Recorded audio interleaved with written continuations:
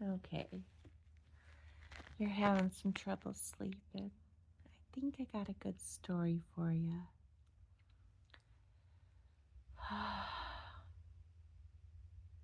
It wasn't a forest of magic, it wasn't an enchanted forest. It was just a normal forest um, behind a mansion, a castle, even. A castle where a king and a queen lived, and they loved each other very much. But they weren't quite, they were content, but they weren't really happy. They felt like something was missing and they wanted a little bit more out of life, a little bit more um, excitement, adventure. And they heard that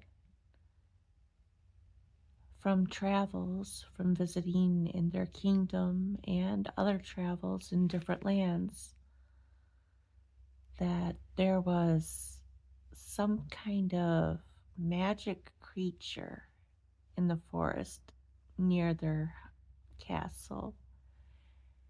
And this creature had the ability to bring its finders, if you will, great joy and happiness and miracles and take them on adventures. Whoever could capture or even just locate this beautiful creature.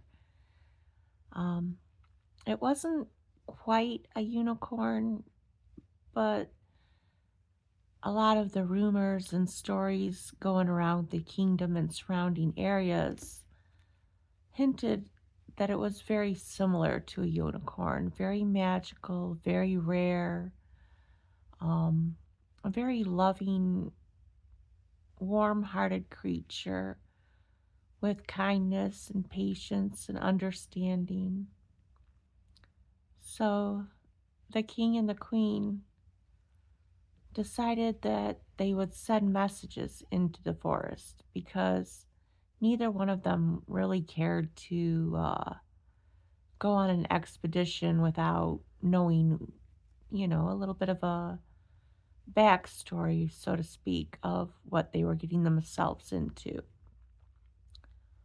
So the king decided, since he was friends with the owl and other birds in the forest, that he would send messages with all the winged creatures to go and,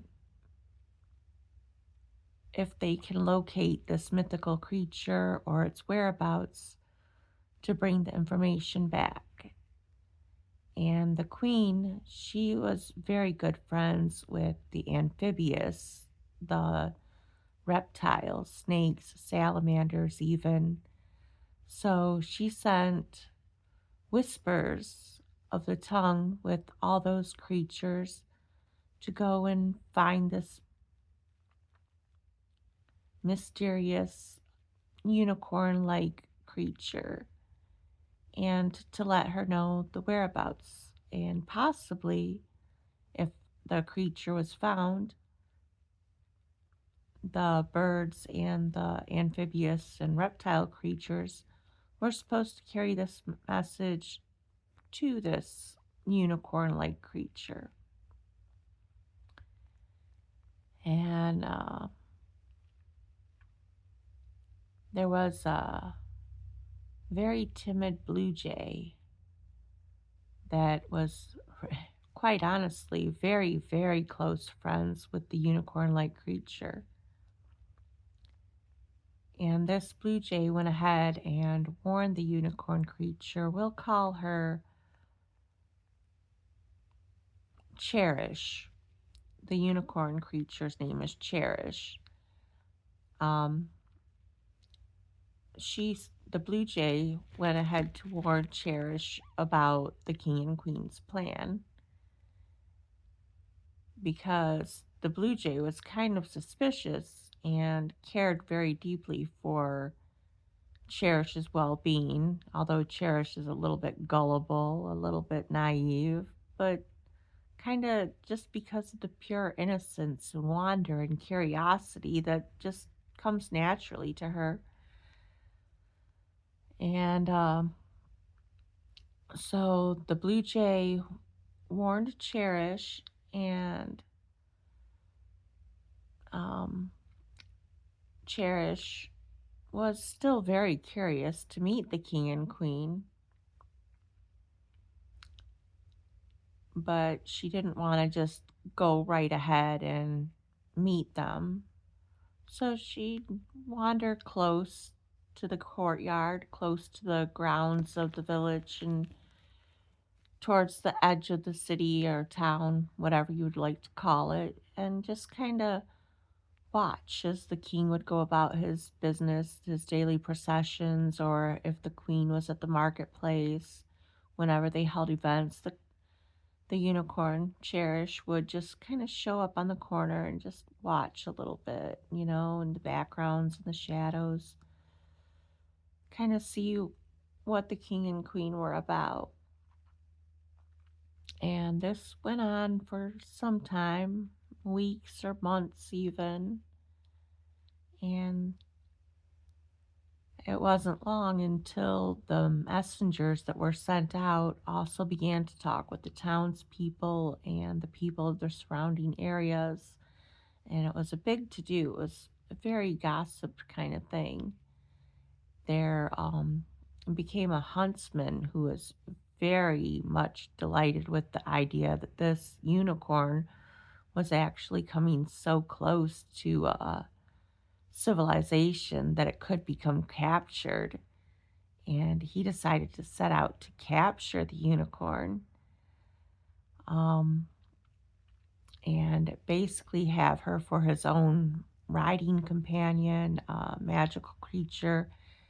He wasn't really um, too keen on the idea of killing the unicorn so much as he wanted just basically to say that he could do it, basically bragging rights.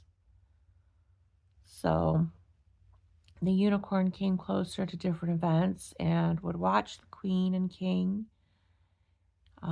Sometimes she'd even sneak up to a window of the castle and watch the queen brushing her hair, or close to the shoemaker's cabin and watch the shoemaker.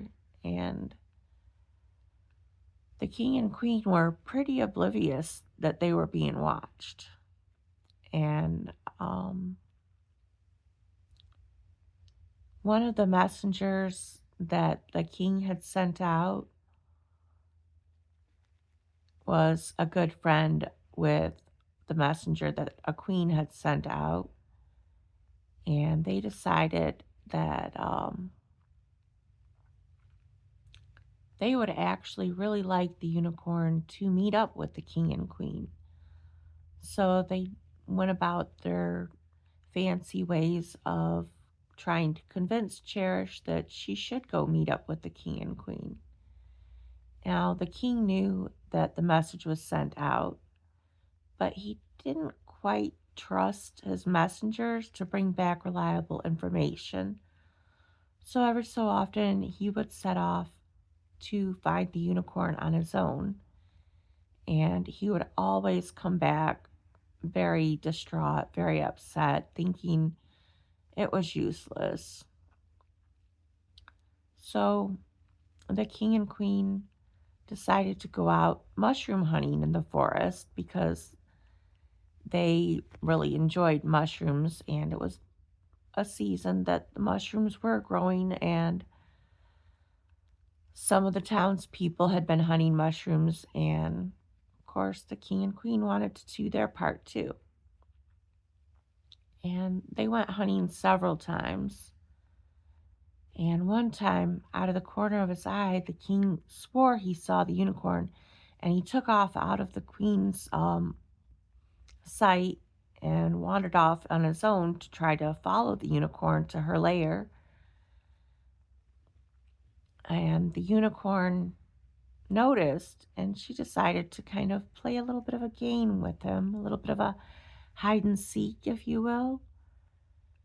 And they both knew that it was a game after a while. They were kind of flirting with each other, more or less. And no matter how close the king would get, the unicorn would just manage to be slightly out of reach, or just as he'd walk closer, he'd hear a branch and get distracted, and the unicorn would just disappear. The queen noticed that the king was missing,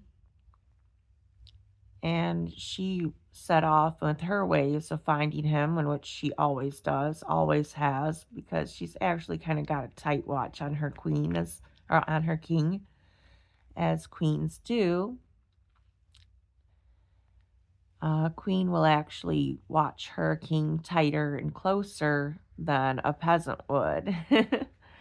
Because she sees him as more of a possession than a companion or a partner. The queen eventually caught up to the king, and it was starting to rain. The king told his queen, "I found her, though. Just let me stay out here a little bit longer. I found Cherish. I found the unicorn." The queen, "Shh, no, no," the queen said. "I'm tired, and it's raining." And the king begged and pleaded with her, "Just let me stay out a little bit longer. I can set up camp out here in the rain, and I will send you home with the merry men, and I will be back very quickly with this unicorn. I'm so close. I can smell her," he said. The queen was not having any of this. She was too tired, and she wanted to take her beloved king home and rest. The queen's not particular fond of camping or outdoors too much, especially at night, anyways. So the king and the queen withdrew from the forest peacefully, and though the king kept watch over his shoulder towards the forest, he had to do what the queen said. He's basically under her rule. And they retreated into their lair, into their bedroom, their chambers, and they slept for the night. Meanwhile, the unicorn decided, if she is not worth being sought after, if she is no more important than a night's rest out of the rain, that she would just retreat herself and possibly keep watch of the king and queen, but not really get too close anymore. And while the king and the queen were asleep, the huntsman was making his way through the forest, a much more skilled hunter of mushrooms and wild beasts than the king and queen had ever even dreamt of being. And he did eventually find the unicorn. And oh, if you'd like to know more about what happens, let me know in the comments, and we can finish this story some other time when I'm not so sleepy.